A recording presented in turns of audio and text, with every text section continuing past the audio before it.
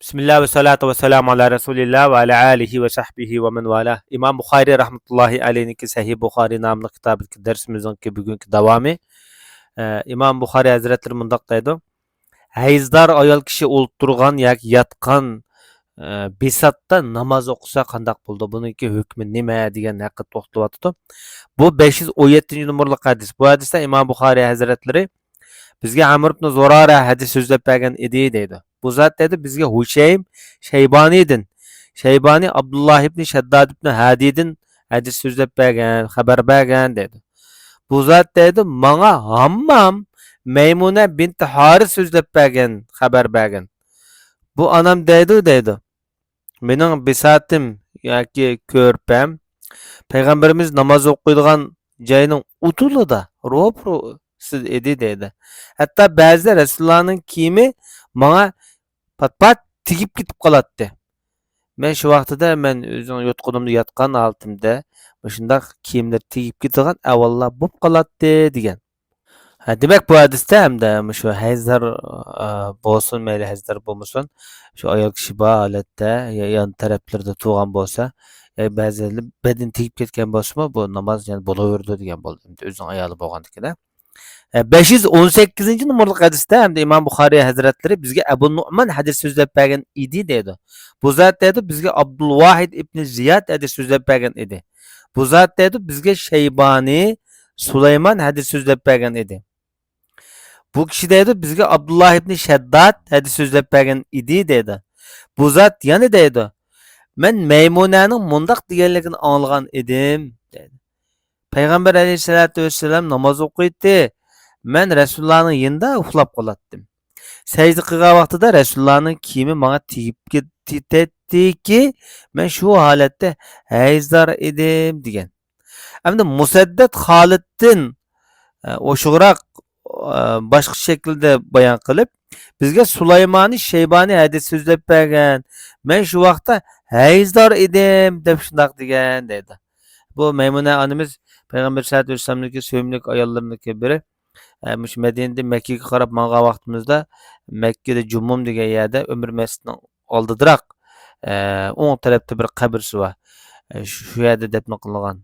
Bu mu'minlar onasi deb nom berilgan buyuk Rasulullah'niki sevimli ayollariniki biri hamda. Demek bu hadisden hem de ochiq chiqib turyapti-da, hayzdor ayol kishining badallariga yoki kiyimlariga namoz o'quvchiniki badani yoki kiyimi tegib ketgan bo'lsa, ayol bo'lg'achqa bu namoz durust bo'ldi deganlik kelib chiqyapti. Hamda tövendeki hadisda İmam Bukhari Hazretleri bu hadisning oldida bob qo'yibdi. Bu bobda mundaq deydi. Bir odam o'zining ayolini sajda qilgan vaqtida qo'li bilan chimdab qo'ygan bo'lsa, sajda qilish uchun majoyini bekala degandek shakldachu. Bo'ladi bo'lmamdi degan hukmni o'ttirib qo'ymoqchi. Buningda nima degan vaqtida yanalar namoz o'quvchininki badani ayolning badaniga a'zoga tegsa bo'lamdi bo'lmamdi degan hukmni olmoqchi. Bu 519 numaralı hadis bo'lib, bu hadisda İmam Bukhari Hazretleri bizga Amr ibn Ali hadis so'zlab bergan edi dedi. Bu zat dedi bizga Yahya hadis so'zlab bergan edi dedi.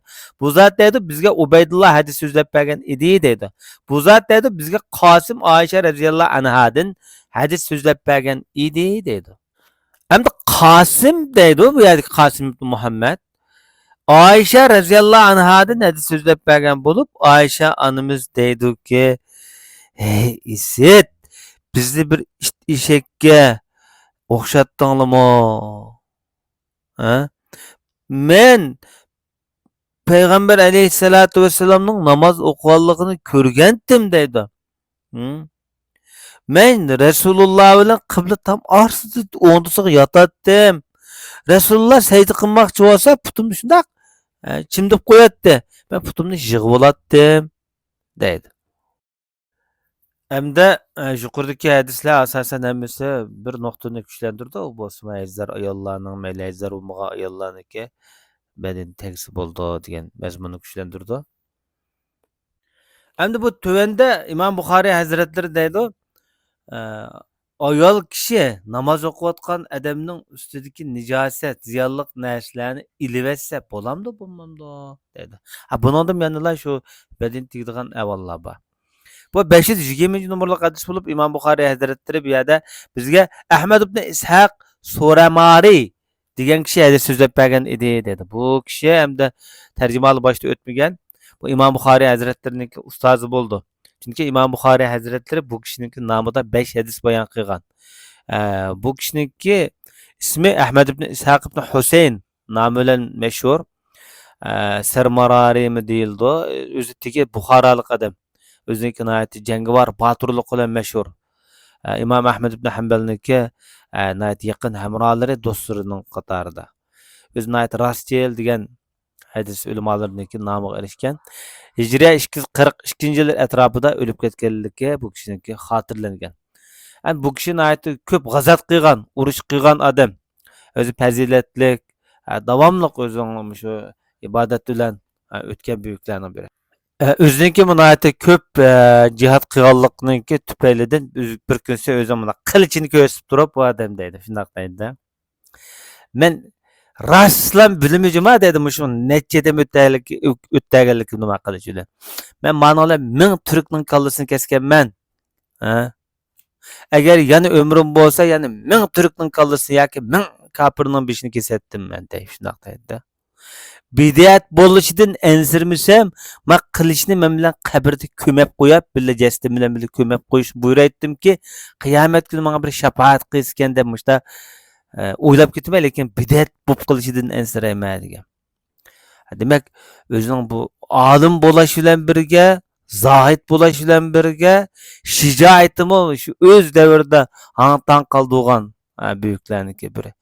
Bu yerdagi 1000 turk degandan albatta bizning shu diyorimizdagi Uyg'uriston tarafidagi ayni vaqtdagi turklar, bu buddist turklari bilan ayni vaqtdagi Buxoro musulmon bo'lgan Buxoro turklari va Buxorodagi Paris arablar orasida nurg'un qadim urushlar bo'lgan.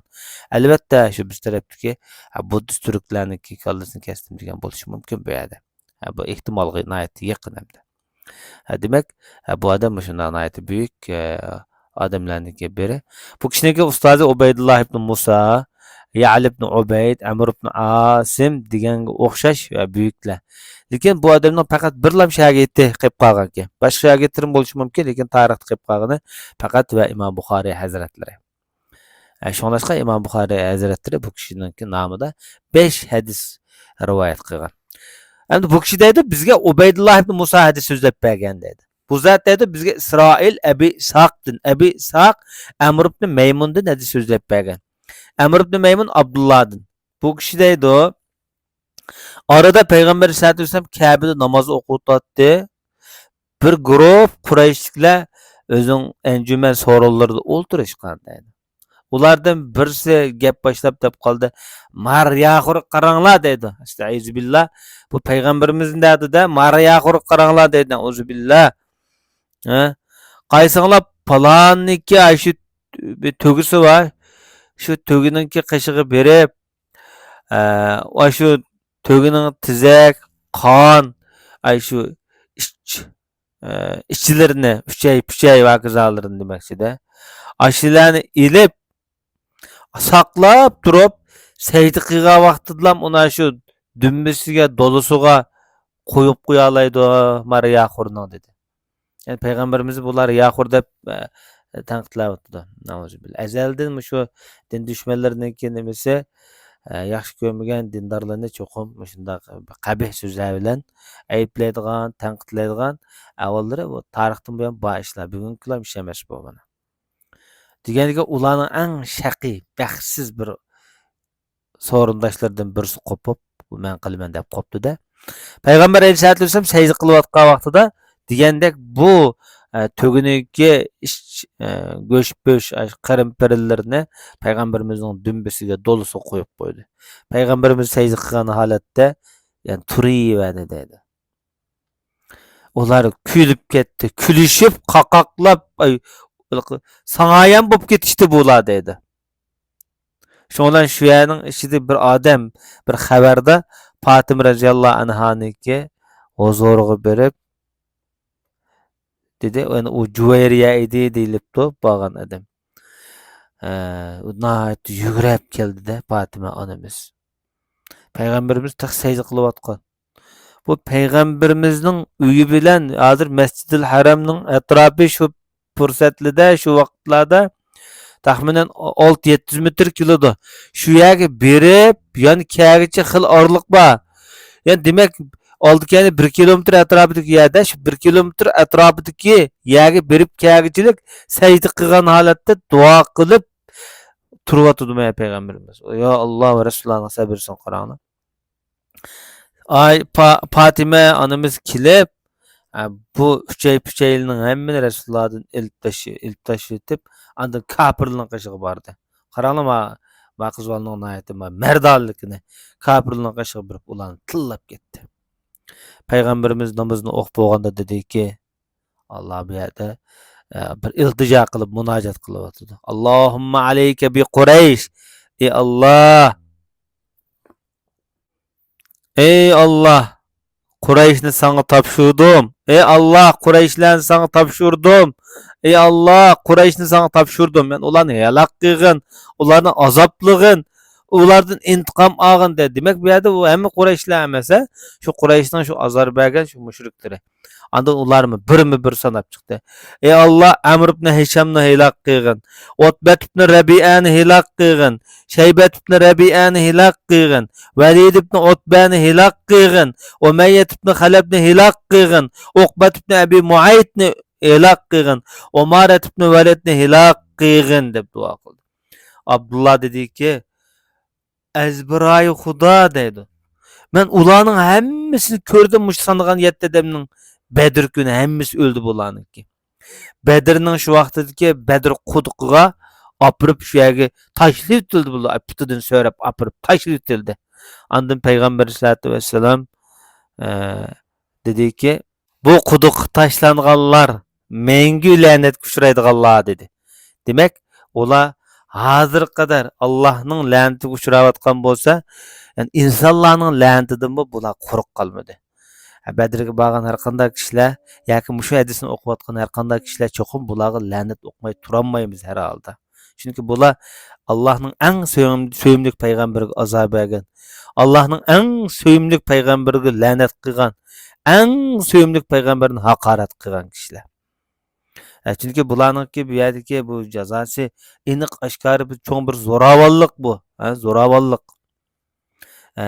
Ig'iz zo'ravonligi, hatto Rasulullohni riyokor deb tillaganligi. Amaliyotda Payg'ambar sollallohu alayhi vasallam eng ixlos bilan zoitlarniki biri. Rasulullodek bir riyodan yiroq inson dunyoda yo'q deyarlik. Ixlos, Rasulullohning ixlosiga hech qanday bir insonning ixlosi to'g'ri kelmaydi. Bu yerda. Demak yana bir nuqta bu yerda Payg'ambar sollallohu alayhi vasallam yerda beshini sajdadan ko'tarib bulab shu namozni o'qib bo'lib salomdan keyin qildi ma duoni bu yerda. Demak, bu salomdan keyin duo qilishning yo'lliqligi chiqib turyapti-da. Ko'pincha duolar farz namozdan qilingan duolar shahodatdan keyin bo'lsa-mu, lekin hadisniki ko'rinib turayotgan nuqtasi shuni bilyapmizki, payg'ambarimiz bu yerda salomdan keyin qilgan. Chunki salomdan keyin qilgan bu duoni ash kofirlarni anglasin deb payg'ambarimiz nihoyat ullik qilgan bu yerda. Ullik qilgan. Bugungi darsimiz müşahiç bo'lg'ay. Endi biz bundan keyingi darslarimiz mavaqit sola namozniki fazilati, namozniki vaqtlari degandek mush mazmunlarda bo'ladi. Va sallallohu ala nabiyina Muhammad va ala alihi va sahbihi ajma'in.